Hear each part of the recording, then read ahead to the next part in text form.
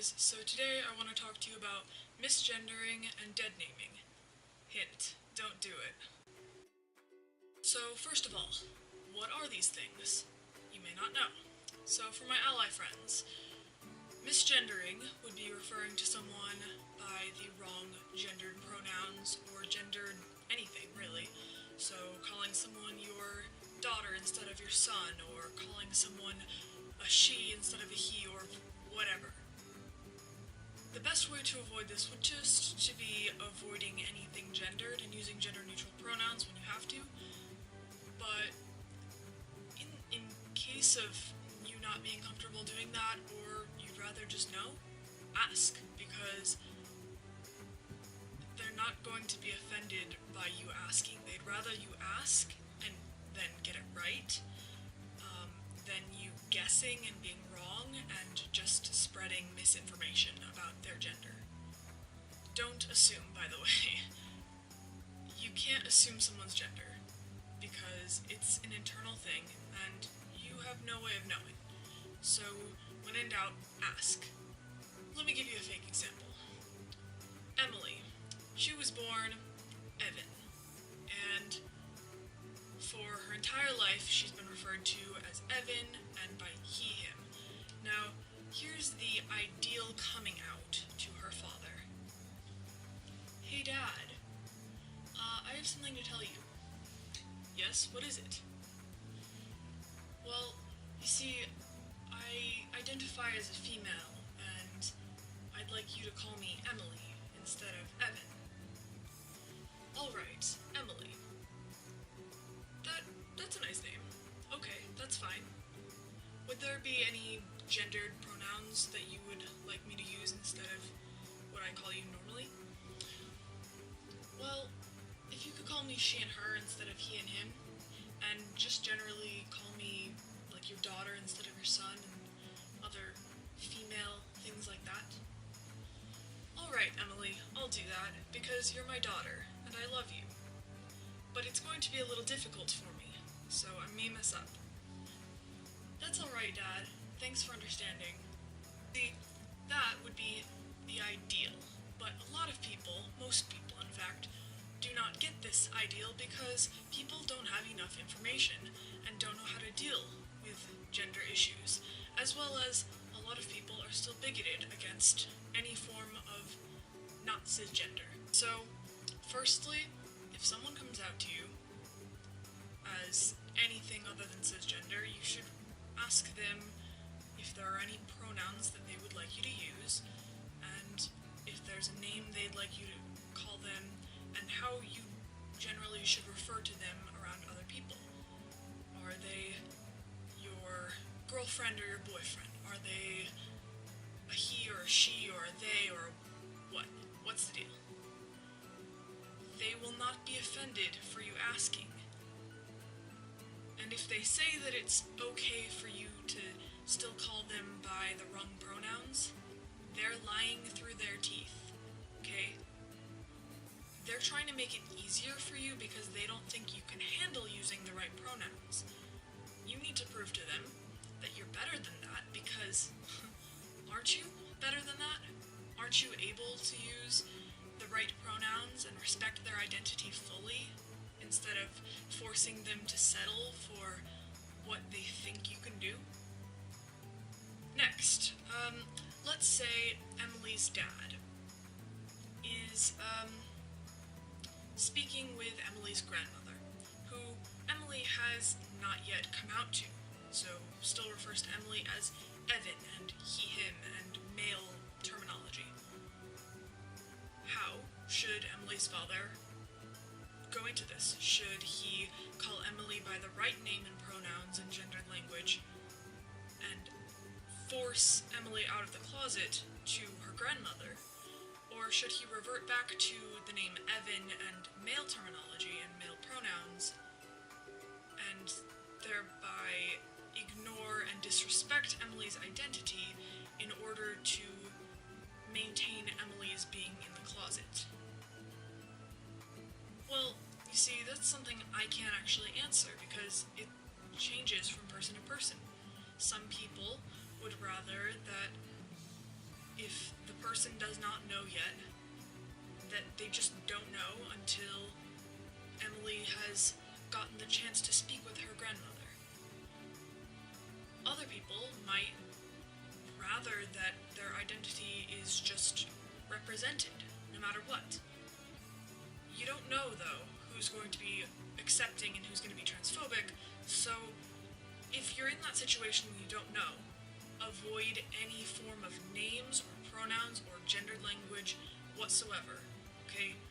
Avoid them like the plague, because you don't want to disrespect them or offend them or ignore their identity, but then you also don't want to out them and possibly put them in danger to someone who's transphobic or in other ways bigoted, because that could actually mean life or death to them. I'm not being melodramatic with that. Transgender people are 40% more likely to commit suicide, so it's really serious, and they get attacked a lot. So, I don't have a statistic on that, but it's a serious problem. Emily might actually be safer if she's referred to by the wrong pronouns, but then that's hurtful. So, Emily's father should just not mention anything about Emily's name or gender or anything, avoid it, and then ask Emily, how would you like me to refer to you around people who don't know yet? And then she can tell him, well, this is what I'd prefer. And if this person, if Emily does not want everyone to know just yet until she's gotten the chance, well, it might be a little complicated for Emily's father to know who she's out to yet, but that's where they need to make a system of, this is who I'm out to, and I'll let you know, I'll assert my femininity to them because they know, and I won't assert my femininity around people who don't know, and we'll just do our best here. It's going to be complicated, but it's better than any of the other alternatives. So, as an ally, you will mess up. It's okay. It's totally fine. You will call them by the wrong name, or the wrong pronouns, or the wrong gendered language, at least once or twice. It's totally normal because you're not a computer, and you won't immediately change. It'll take a little bit to switch over. And that's completely understandable, trust me. But you need to correct yourself when you make a mistake, because if you don't correct yourself, I mean, if you don't admit to yourself that you were wrong, how can you ever be right? So, let's say Emily's father accidentally calls her Evan. He shouldn't just say Evan and keep going. He should say, Evan, sorry, Emily, and then go on. Because after a few times of doing that, his brain will then realize, oh wait, it's not Evan, it's Emily. And then there won't be a problem anymore, and it'll be as natural as anything else that he says, and he will just immediately call her Emily. If someone is coming out to you, it's one of two reasons. Either you are so important in their lives that they need to tell you because it's that important for you to know, or because they trust you enough to think that you will accept them and respect them. And both of those reasonings mean that you should respect them and respect their identity, because if they need you that much, you could literally drive them to suicide by not respecting them. You could drive them to all sorts of horrible acts because... why? Because you're bigoted? Because you don't think it's a thing? You don't accept it? Really?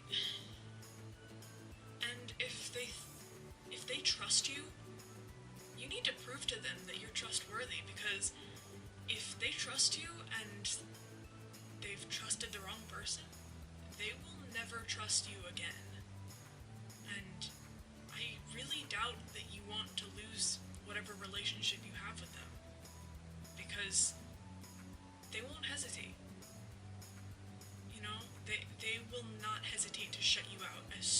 they can.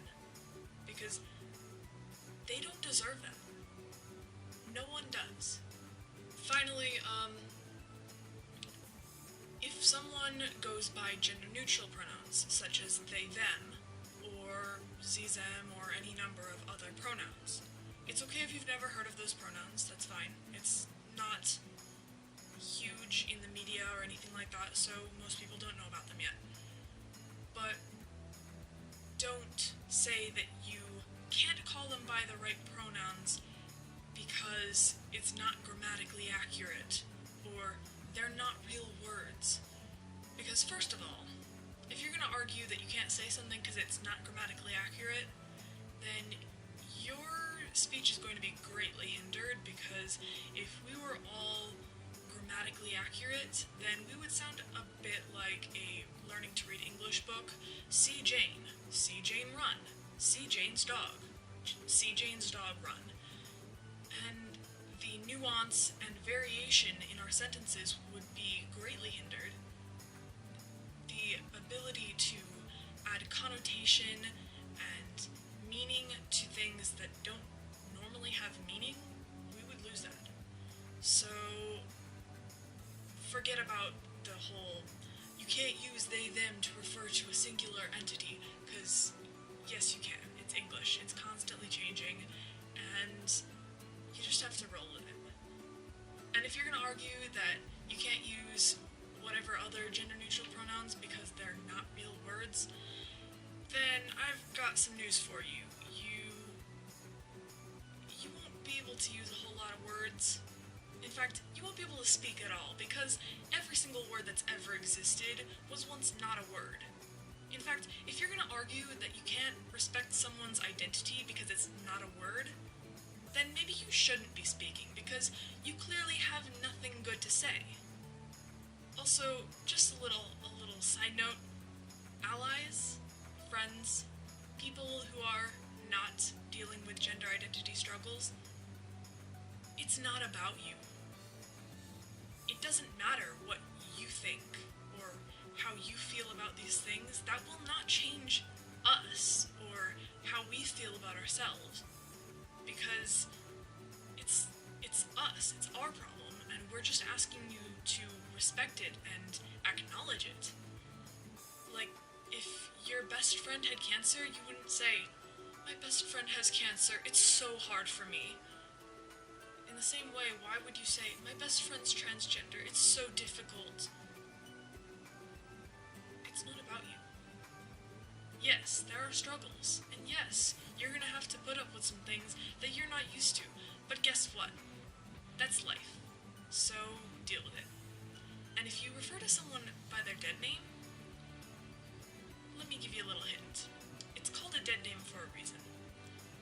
One, because it's obsolete, and therefore dead. And two, because if you call them by their dead name, you're dead to them. So just keep that in mind. So, sorry about my rant. I get a little passionate about these things. But if you like this video, or you want to see more of this, go ahead and click the like and the subscribe button. If you have any further advice you'd like to put in the comments, or personal stories, I'd love to hear from you. And as always, have a great week, and I'll see you guys next time.